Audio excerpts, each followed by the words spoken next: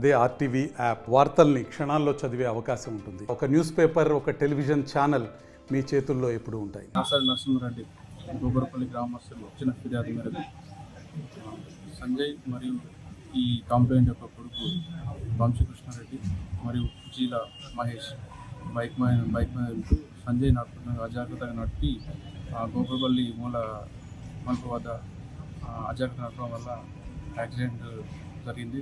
దీనివల్ల వంశీకృష్ణారెడ్డి తల గాయాలతో నిన్న రాత్రి మళ్ళీ జరిగింది. ఈరోజు ఉదయం జీల మహేష్ కూడా లోపల గాయాలంతో మహేష్ కూడా చనిపోవడం జరిగింది.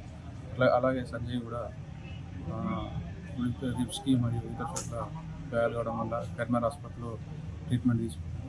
మెరుగైన చికిత్స కోసం హైదరాబాద్ తల్లి ఫ్రెండ్స్ కాబట్టి అంటే ఈ వీళ్ళంతా ఫ్రెండ్స్ కాబట్టి అందరు కలుద్దామని చెప్పేసి బర్త్డే పార్టీ అంటారు. బయట బర్త్డే పార్టీ ఇంకా కన్ఫర్మేషన్ కాలేదు. బర్త్డే పార్టీ వీళ్ళు రీసెంట్గా హాస్టల్ నుంచి వచ్చినట్టు తెలిసింది కదా, వేరే హాస్టల్ నుంచి చదువుకుంటారు కాబట్టి అక్కడికి వచ్చినట్టు గ్యాదరింగ్ కోసం అని చెప్పేసి అందరు కలుసుకుందాం అని చెప్పేసి వెళ్ళినట్టు తెలుసు.